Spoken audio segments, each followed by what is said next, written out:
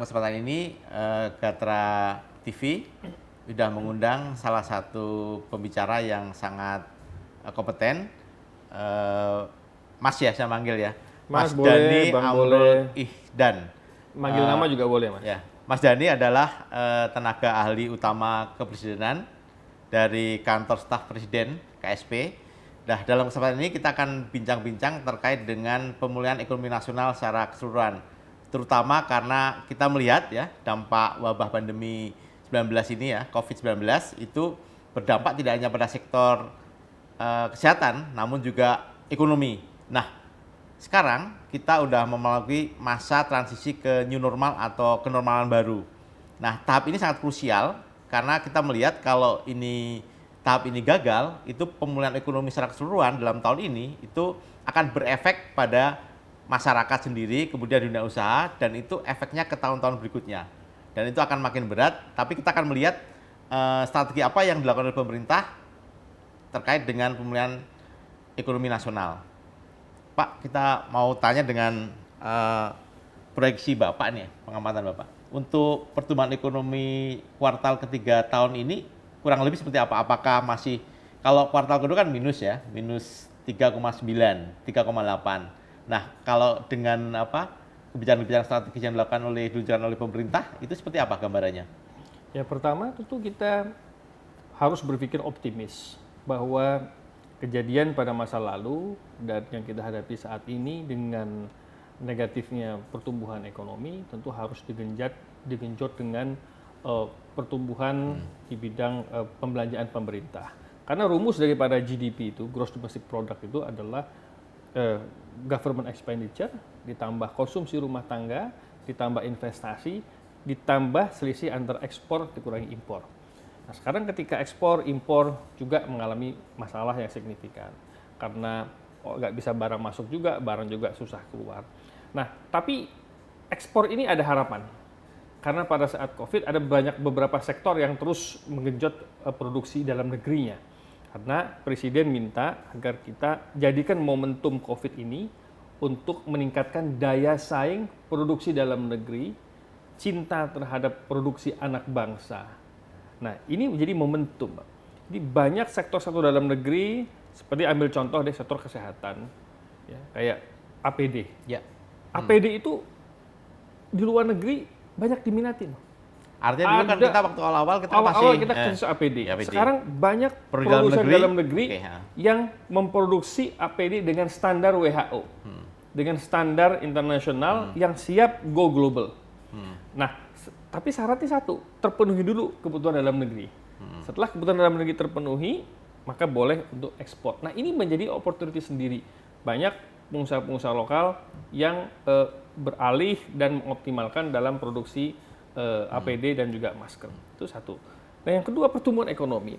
Ketika pertumbuhan ekonomi sekarang negatif, sekarang kita genjot ekspor. Yang kedua government expenditure melalui belanja pemerintah yang padat modal, padat karya. Sehingga ada 245 usulan proyek strategis nasional dari pemerintah pusat, daerah, BUMN, BUMD, kementerian dan lembaga yang diusulkan, dan ini digodok oleh pemerintah pusat untuk dipilih mana yang paling visible untuk dijadikan proyek strategis nasional, dan ini memiliki daya ungkit penyerapan tenaga kerja yang tinggi. Yang akan signifikan nanti yang untuk sangat signifikan untuk pertumbuhan ekonomi, dan faktor-faktor produksi ini akan berjalan dengan baik. Karena kan kalau kita lihat dalam ekosistem perekonomian itu ada namanya faktor produksi, distribusi, dan proses.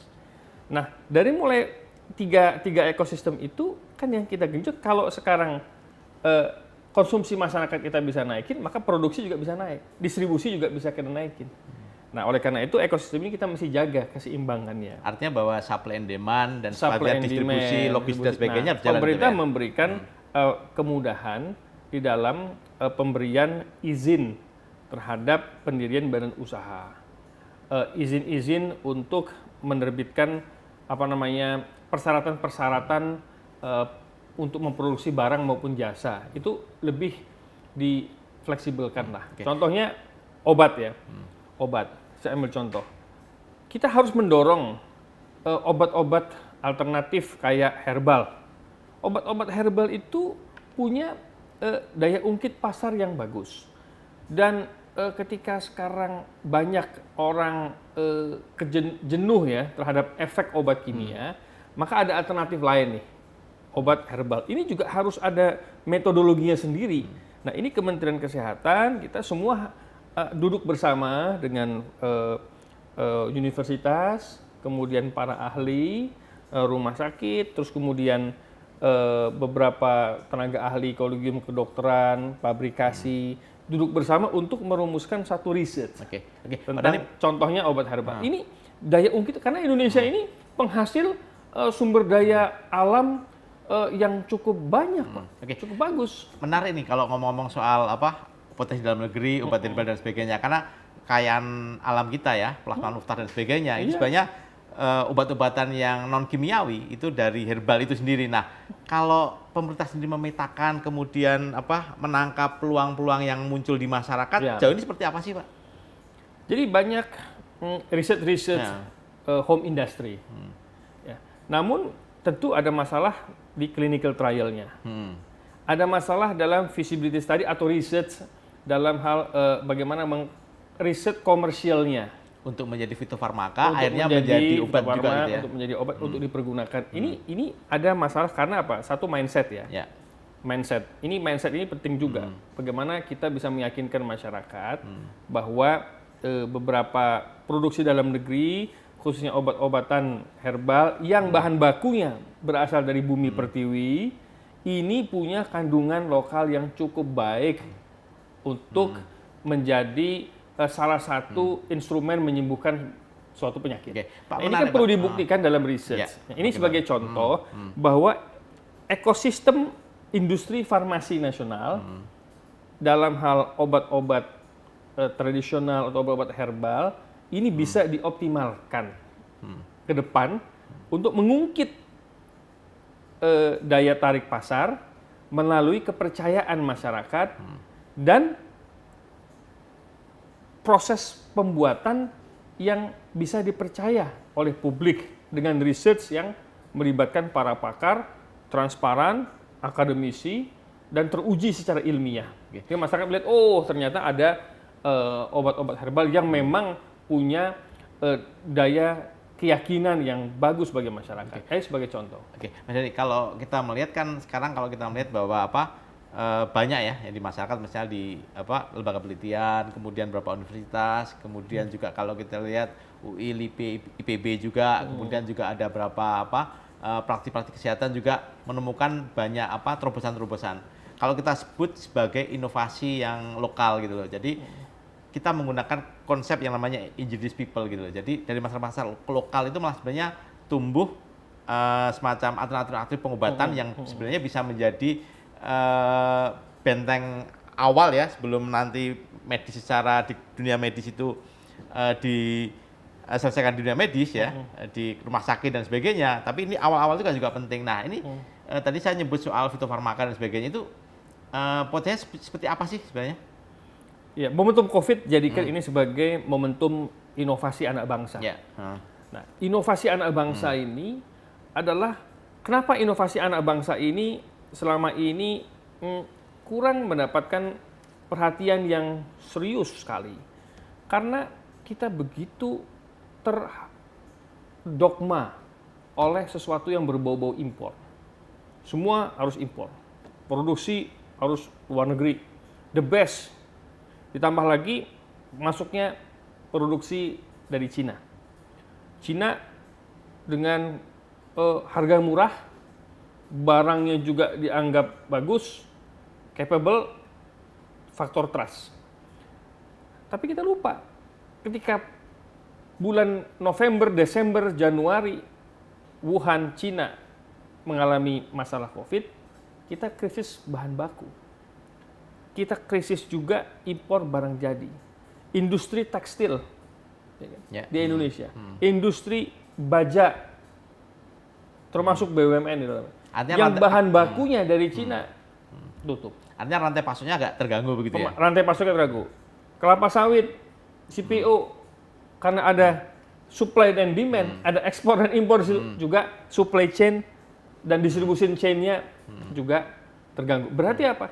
Ketergantungan kita dengan impor, masih tinggi, terutama dari Cina, itu antara 65-70%. Migas, non-migas.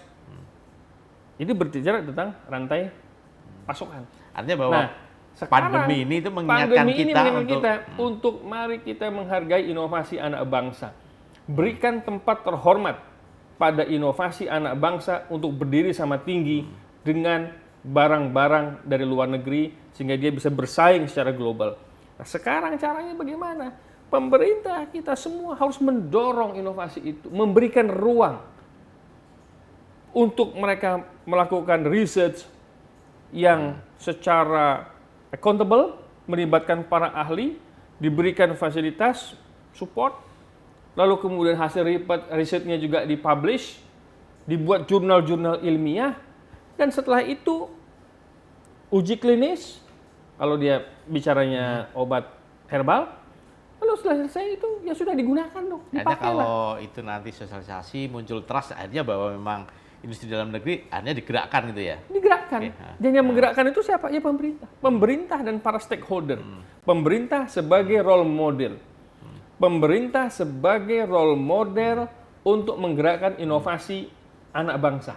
Tadi Mas Dhani menyinggung soal pengungkit ekonomi. Nah, pengungkit ekonomi kan saya balik lagi ya. Ini kan soal apa? Pemerintah membuka 9 sektor ya.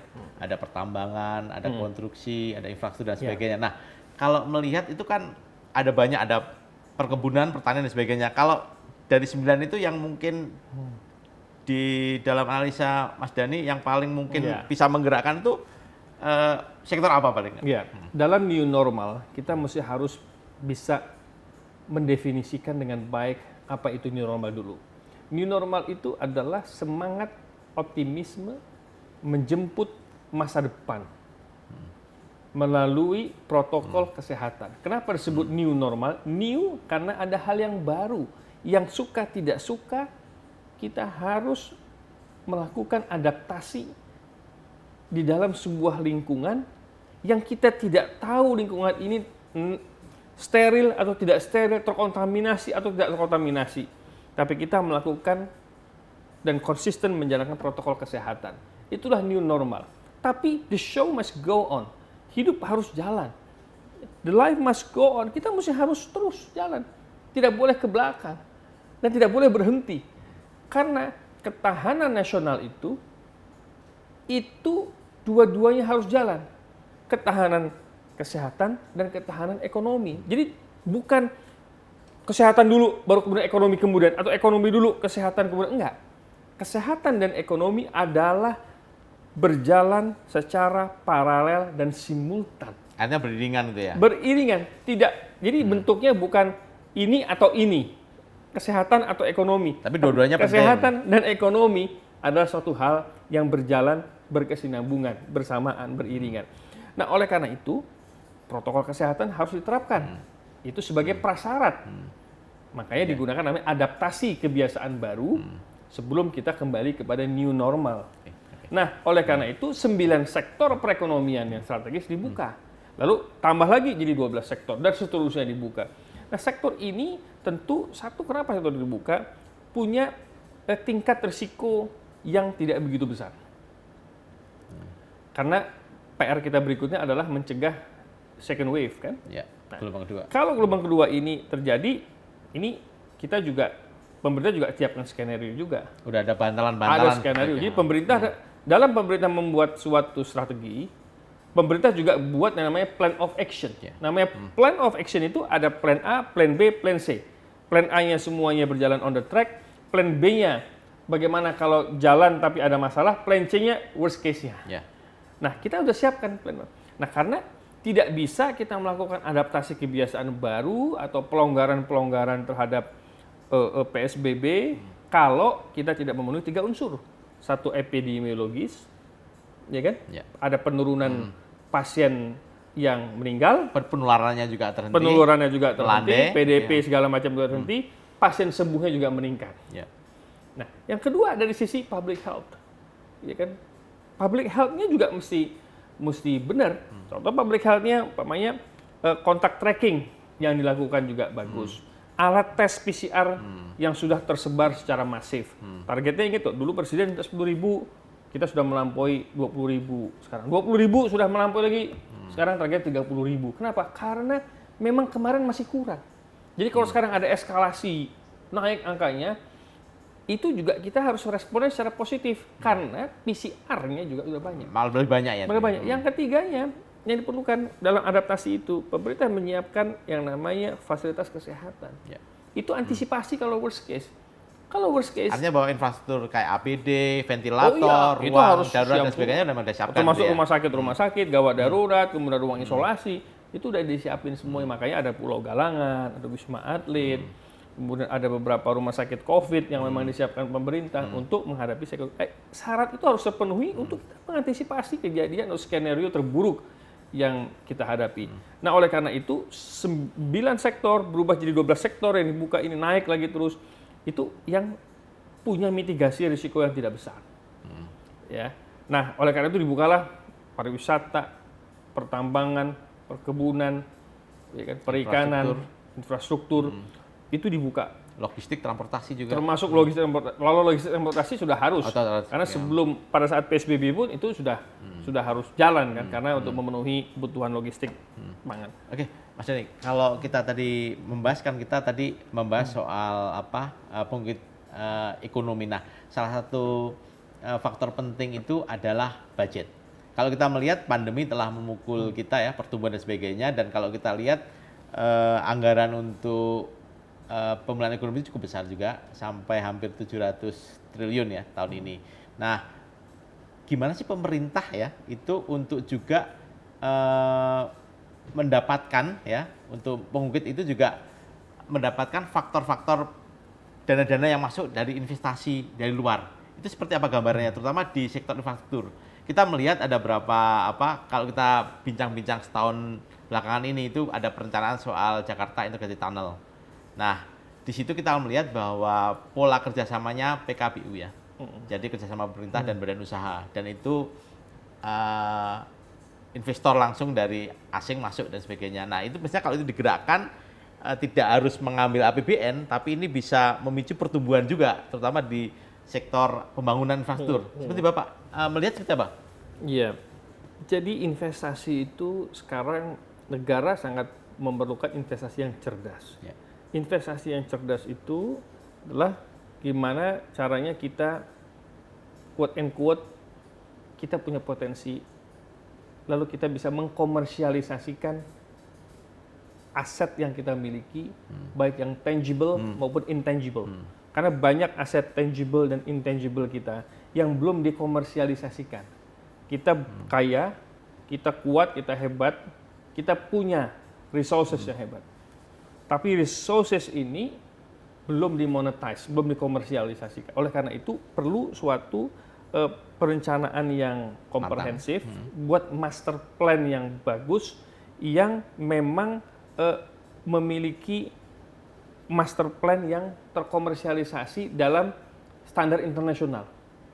Contoh, umpamanya kita kalau punya pertambangan, suatu daerah punya pertambangan, itu harus ada komersialisasi master plan-nya. Contohnya, artinya studi kelayakan komersialnya ya, harus bukan ada. Cuman memetakan daerah ini punya unggulan pertambangan, punya unggulan perkebunan, agrobisnis, ya kan, punya unggulan perikanan, tapi harus tahu berapa nilai komersialisasinya ini sekarang dan 10 tahun bahkan 20 tahun ke depan. Nah, itu namanya kita tahu future value-nya dari sebuah daerah, dari sebuah produk unggulan lokal. Nah, kalau kita bicara produk unggulan lokal, kita harus tahu, harus bisa mengkomersialisasikan berapa present value dan future value sehingga investor menarik. Oh, gila, ini dalam 10 tahun ke depan value yang kita dapatkan sekian. Maka investasinya sekian akan menghasilkan IRR sekian, payback period sekian, dan sebagainya. Nah, ini kerangka daya tarik investasi itu mesti dikomersialisasikan, mesti dieksplor dan diyakinkan kepada investor. Nah, Itu contoh di bidang agro, pertambangan dan sebagainya yang sebenarnya Indonesia punya segalanya. Nah, yang kedua, sekarang kita melihat APBN kita tidak bisa kita andalkan dalam kondisi COVID ini. Hanya terbatas kita harus sekali bantu negara. Sekarang bagaimana kita yang ada di pemerintahan bisa meyakinkan dunia internasional tentang investasi ini menarik untuk Indonesia, untuk investor. Nah, karena kita untuk bangun sendiri, tentu dana kita sangat-sangat terbatas. Tapi kita punya potensi. Nah, tapi proyek infrastruktur ini harus dijalankan. Karena ini visi presiden. Visi pertama presiden adalah bagaimana melanjutkan pembangunan infrastruktur. Infrastruktur yang berkelanjutan dalam periode kedua Pak Presiden. Ini visi presiden. Nah, oleh karena itu, kita mesti berpikir keras. Bagaimana mengimplementasikan visi presiden supaya terwujud menjadi program yang nyata. Sehingga impian untuk koneksivitas infrastruktur itu bagus. Dan infrastruktur itu juga mengurangi yang disebut dengan middle income trap. Ya. Untuk kita mengurangi middle income trap ini, satu-satunya cara adalah memperluas koneksivitas. Jadi konektivitas harus diperluas. Dari kota, desa, kota yang lain, ke kota kecil, semua harus terkoneksi. Disitulah middle income trap itu bisa kita atasi. Karena kalau nggak itu akan berkepanjangan dan kita tidak move on, tidak beranjak kita dari middle income trap. Nah, itu yang terjadi di beberapa negara, Pak. Malaysia menghadapi yang sama, Vietnam, Thailand juga sama menghadapi middle income trap. Nah, kita dalam kondisi yang seperti ini juga harus keluar dari itu. Nah, jangan sampai masuk ke jebakan itu ya. Masuk ke dalam jebakan itu, sehingga proyek infrastruktur yang beberapa waktu lalu kita juga sempat didatangi oleh calon investor dari Korea yang menawarkan investasi dalam mengintegrasikan Jakarta dalam sebuah tunnel, terowongan bawah tanah.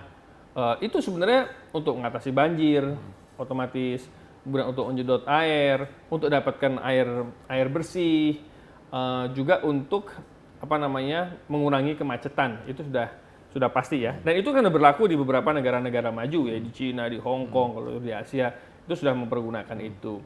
Nah, bentuknya investasi langsung dengan benchmark kepada tunnel-tunnel yang ada di Korea Selatan. Dan ini sebenarnya langkah bagus.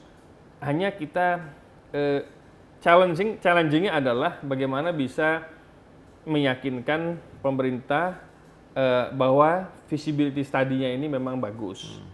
Karena tentu walaupun ini dana dari luar, tapi karena semua fasilitas dari Indonesia dan tentu dalam pembangunan itu juga melibatkan banyak pihak, makanya aspek feasibility study ini harus betul-betul bisa dipertanggungjawabkan dengan baik. Harus matang. Sehingga ini perlu kerjasama juga dengan kementerian dan lembaga terkait, bagaimana kita men-challenge feasibility study-nya. Tapi ini adalah sebuah terobosan bagus di mana ini adalah investasi langsung berbasiskan kepada unggulan lokal Indonesia, di mana Indonesia akan memiliki banyak benefit. Nah, itulah yang saya sebut dengan investasi cerdas. Salah satu contohnya investasi cerdas agar bisa kita membangun ekosistem perekonomian nasional dengan mengundang investasi yang tidak kita bergantung kepada APBN. Oke, Pak, kalau tadi ngomong soal infrastruktur yang bisa menumbuhkan ekonomi ya, kalau kita melihat problem-problem kota di Indonesia ya, kota-kota besar Indonesia itu selalu bahwa pasokan energi, pasokan air, kemudian banjir, kemudian kemacetan dan sebagainya.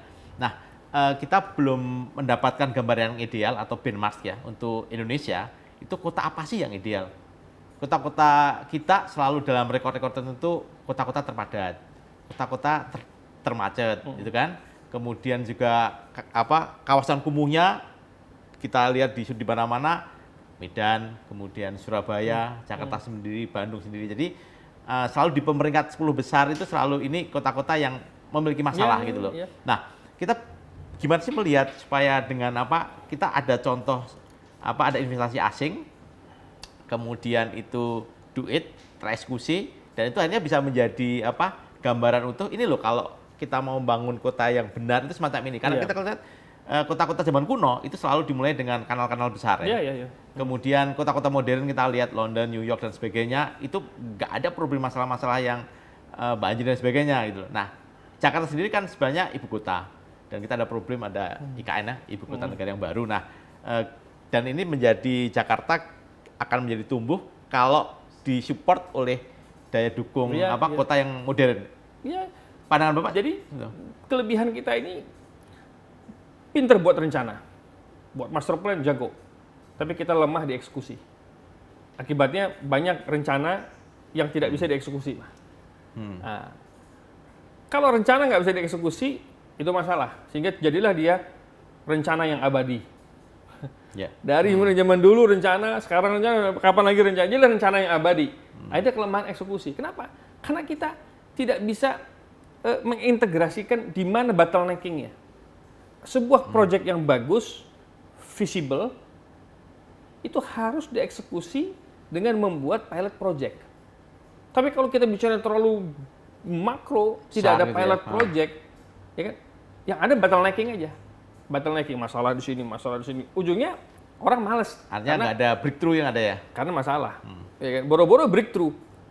Menghadapi bottleneck aja orang udah males. Nah, oleh karena itu bottleneck itu harus dipecahkan, Pak. Dipecahkan. Nah, makanya tadi investasi itu visibility tadi memang harus betul. Kedua, kementerian dan lembaga terkait harus mensupport jikalau memang aspek visibility tadi memang sudah memiliki aspek komersialisasi. Biarkan itu nanti ke depannya business to business. Pemerintah sebagai regulator itu memprotek investasi, memprotek infrastruktur dan sekaligus juga pasarnya, tapi semua berjalan business to business, B2B, supaya ini sektor semua sektor swasta, semua segala macam ini bisa bergerak dengan cepat. Nah, yang ketiga, pilot project-nya ini supaya bisa jalan harus diputuskan. Mau dimulai dari mana? Ini level apa kalau soal pemutusan kebijakan dan sebagainya? Itu nasional. Ya. Karena ini kalau kita bicara contohnya proyek infrastruktur ya, tentu itu harus di-linkage-kan dengan master plan-nya nasional. Jadi daerah itu membuat master plan berdasarkan master plan view-nya nasional. Jadi big picture nasional harus masuk dulu, big picture nasionalnya. Maka pemerintah pusat itu akan meng-guidance. Oke, daerah ini punya core problemnya di sini. Kemudian dilibatkan pemerintah daerah supaya betul-betul bisa mengkaji need-nya di mana. Jadi pemerintah pusat itu punya helicopter view, nah daerah itu punya namanya a technical view berdasarkan aspek need yang ada di daerahnya. Oke, dari situ buat pilot project. Jangan pernah bicara terlalu besar tapi tidak landing-landing. Jadi di atas saja Pak, kita ada pesawat, enggak muter-muter, enggak turun-turun Pak.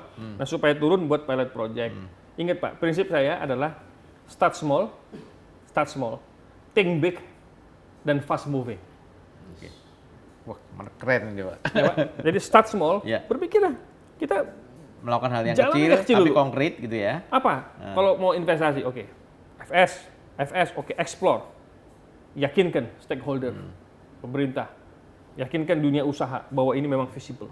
Start small, jalan. Tapi think big, berpikir besar.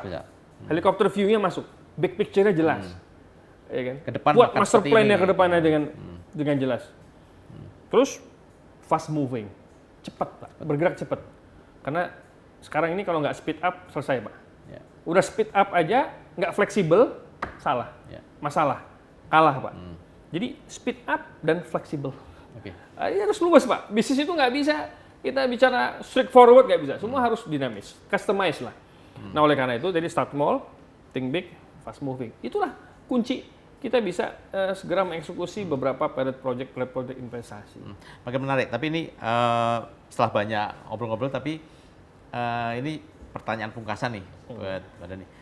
Kalau Bapak melihat gimana sih untuk pertumbuhan kuartal keempat? Proyeknya akan seperti apa? Tadi ada banyak perencanaan dan sebagainya. Kemudian infrastruktur itu sebenarnya sebagai penghela ya sebenarnya. Karena kalau kita melihat sumbangsi infrastruktur buat pertumbuhan itu bisa lebih dari 2%. Pertama kali dia padat modal, kemudian dia juga padat karya, melibatkan banyak orang. Di situ supply and demand terbentuk, dari tingkat konsumsi, kemudian digerakkan warung-warung, kemudian warung-warung itu juga sumber-sumbernya juga dari pertanian dan sebagainya gitu loh. Kemudian semen, batu, kemudian logistik, kemudian peralatan dan sebagainya, kaca, listrik dan sebagainya. Jadi di infrastruktur sebenarnya kalau kita melihat bisa sampai 2%. Nah, dengan ini kalau bergerak dengan cepat ya, paling enggak apakah nanti kuartal keempat itu akan membantu totalnya pertumbuhan? Kalau proyeksi IMF kan kita akan minus 0,3. Kalau bisa kita tetap positif. Seperti apa sih gambarannya? Nah, gini Mas, dengan pembukaan sektor-sektor yang strategis tadi, asalkan masyarakat kita disiplin. Karena ingat loh, kunci new normal itu 3. Kunci new normal. Kunci keberhasilan new normal itu 3. 1, disiplin diri dari masyarakat untuk konsisten menjalankan protokol kesehatan, social distancing, masker, ya kan, hindari kerumunan-kerumunan, itu prinsip dasar. Yang kedua Pas, konsistensi dari regulatornya, dari pemerintah untuk menjalankan semua protokol dan sistem yang ada. Makanya pemerintah, Kementerian Kesehatan buat protokol, Kementerian Perhubungan gugus tugas buat protokol, Kementerian Perindustrian buat protokol lagi, kantor-kantor buat protokol lagi. Itu harus dijalankan konsisten. Jadi disiplin diri, kemudian juga regulator juga menyiapkan protokol dan untuk membentuk sistem, dan yang ketiga komunikasi publik yang intensif. Jadi jangan bosan-bosan untuk melakukan komunikasi publik dengan bahasa yang sederhana, narasi yang sederhana, yang mudah dimengerti oleh masyarakat tentang protokol kesehatan yang harus diikuti. Nah, 3 itu sukses, Mas. Sektor industri semuanya dibuka, sentra-sentra perekonomian dibuka, faktor produksi, distribusi, konsumsi sudah mulai jalan, stimulus ekonomi jalan kepada UMKM, sektor mikro, ya kan? Kepada pelanggan korporasi, fleksibilitas pemerintah untuk menurunkan fasilitas kredit juga kepada korporasi sehingga pengangguran juga bisa diatasi. Saya yakin dalam kuartal 3-4 ke depan pertumbuhan ekonomi kita bisa 1-1,5%. Dengan catatan kuncinya adalah yang tadi 3 hal tadi. Kalau 3 hal tadi dijalankan dengan baik, dengan tepat, insya Allah tidak ada gelombang kedua, maka sentra-sentra ekonomi akan hidup kembali. Ingat loh, Cina, Korea mengalami second wave, bahkan ancaman third wave. Kenapa? Karena ketika dibuka, pembukaan massal dianggapnya. Akibatnya berkerumun lagi, timbul outbreak yang baru. Sehingga ditutup lagi. Nah, jadi buka tutup itu, kayak kita jalan ke puncak dulu itu, buka tutup, itu wajar-wajar aja. Buka tutup itu bukan suatu hal yang haram, enggak. Karena semua tergantung kondisi di lapangan, buka tutup itu. Stop and go masih. Itu wajar-wajar aja, buka dan tutup. Tapi kita tidak menghendaki.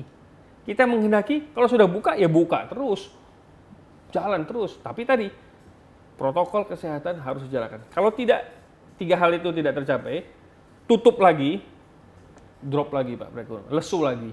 Ya kita negatif terus. Kalau negatif berkepanjangan Pak, gimana? Resesi. Nah ini yang tidak kita inginkan. Jadi perekonomian kita akan positif tidak terlepas dari faktor kedisiplinan masyarakat, kedisiplinan para pelaku-pelaku industri untuk menjalankan protokol kesehatan untuk menghindari penyebaran yang kedua ini. Nah ini jadi kalau betapa positif, apa kita optimis pertumbuhan ekonomi kita akan positif? Saya jawab optimis ya. Kita optimis positif. Kalau 3 hal ini tercapai, kita jalankan, kita bisa 1-1,5%. Pak, sebenarnya kan pandemi ini membuat dilema ya, dilema di sektor kesehatan, juga dilema buat siapapun juga di sektor ekonomi. Karena kebijakan physical dan social distancing itu akhirnya mengganggu kegiatan aktivitas perekonomian. Nah, kita serba terbatas, tapi gimana sih Indonesia itu sebenarnya publik ya, masyarakat, kemudian juga pengambil keputusan, kemudian para pemikir dan sebagainya itu bisa mengungkit atau bisa menggerakkan kejayaan di tengah keterbatasan. Seperti apa kabarnya? Ya sempat saya tulis di beberapa media adalah era pandemik ini adalah era untuk menunjukkan inovasi anak bangsa. Yang kemudian saya juga sampaikan bahwa era pandemik ini bagaimana kita bisa berseni dalam hal berjaya di tengah keterbatasan. Jadi gini, kita tahu keunggulan daya saing itu tidak hanya ditentukan oleh produksi konsumsi, tapi juga dari apa yang disebut dengan cost leadership, keunggulan biaya, economic of scale, efisiensi, diferensiasi, ya kan? Tapi juga karena faktor yang berkaitan dengan apa, Mas? Coba, yang disebut dengan daya saing produk unggulan lokal. Nah, sekarang kita tahu nih, unggulan lokal selama ini terpinggirkan. Kerajinan-kerajinan tangan, kerajinan-kerajinan orang Indonesia. Sektor UMKM ya? Sektor UMKM terpinggirkan. Makanya sekarang ketika ada pandemik, orang sibuk nih dengan online. Ya. Makanan, minuman, semua kebutuhan bahan pokok, baju, semua online. Saya juga meminta dan berharap sekali agar para provider online seperti Tokopedia, Bukalapak, e-shop segala macam itu juga mempiarkan ada e-marketplace-nya produksi dalam negeri. Dari mulai makanan, minuman, pakaian, semua barang-barang jadi. Nah, gunakanlah produksi dalam negeri untuk di e-marketplace ini. Jangan e-marketplace ini hanya sekedar sibuk memasarkan produk Cina. Dari mulai perlengkapan pernak-pernik aja ambil dari impor Cina, dipasarkan pula di sini dengan harga 300.000, 200.000 misalnya. Nah, tapi kenapa nggak kerajinan tangan Indonesia nggak ikut dipasarkan di sini? Artinya bahwa market yang besar di Indonesia tidak hanya barang-barang impor, tapi produk dalam negeri juga merajai. Kita harus pasarkan. Sekarang sepatu, umpamanya kita pakai sepatu. Ini sepatu kita dalam negeri buatannya. Kenapa? Karena momentum sekarang kita nggak mungkin beli. Datang ke toko-toko, kita pergilah ke toko-toko sepatu yang biasa, ya kan? Yang itu produksi dalam negeri. Kalau di Bandung itu ada namanya Cibaduyut, itu kan dari kulit-kulit juga. Ya kan, pakailah dari dalam negeri, ini kan? Semua dalam negeri, Pak. Ini baju saya dalam negeri, saya buat dari penjahit dalam negeri, ya kan? Nah, gitu, ini semua sebagai contoh. Artinya langkah-langkah kecil harus dimulai dari. Hal-hal kecil harus kita mulai dari sendiri. Jam aja ini bukan dalam negeri nih. Masih luar negeri, karena belum ada ya jam buatan Indonesia, Pak. Nah, kalau ada jam kita ganti jam buatan Indonesia. Nah, jadi kira-kira begitu, Mas. Jadi kita mulai hal-hal yang kecil untuk mencintai produksi dalam negeri. Kita gerakkan inovasi anak-anak bangsa. Kemudian ekosistem perekonomian nasional juga disupport oleh produk-produk unggulan lokal. Nah, kemudian juga sekarang dengan keterbatasan yang ada, jadikan kita momentum untuk memperkuat fundamental perekonomian kita, khususnya UMKM dan usaha mikro, supaya mereka bisa punya daya saing di negerinya sendiri, menjadi raja dalam negeri dan daerahnya masing-masing. Oke, terima kasih. Mas Dhani, perbincangan kita menarik, tapi mungkin kita ketemu lagi dalam isu dan kesempatan yang lain dengan isu yang menarik. Demikian pemirsa Gata TV, bincang-bincang kita dengan Bapak Dhani Amran Iksan, tenaga ahli utama kepresidenan, kantor staf presiden. Kita tadi disuguhkan dengan perbincangan menarik. Ada 3 hal. Pertama, terkait dengan konsistensi kebijakan, dan kita berharap pemerintah mengawal semua kebijakannya dengan konsisten. Kemudian kita publik itu diminta untuk juga disiplin, terutama terkait dengan protokol kesehatan. Karena kuncinya di situ. Kita jebol dalam disiplin kesehatan, maka semua skenario yang dibikin oleh pemerintah akan gagal. Kemudian yang ketiga, faktor komunikasi. Karena dengan komunikasi ada banyak hambatan-hambatan, prasangka dan sebagainya. Kebijakan-kebijakan bisa kita sosialisasikan dengan komunikasi yang baik. Dan komunikasi mengajak kita juga untuk responsif, untuk agile, untuk juga bersikap proaktif juga untuk bangsa ini. Terutama sektor UMKM, kita mulai dari diri kita sendiri, membangkitkan ekonomi lokal. Demikian pemirsa Gata TV, sampai jumpa dalam kesempatan yang berbeda.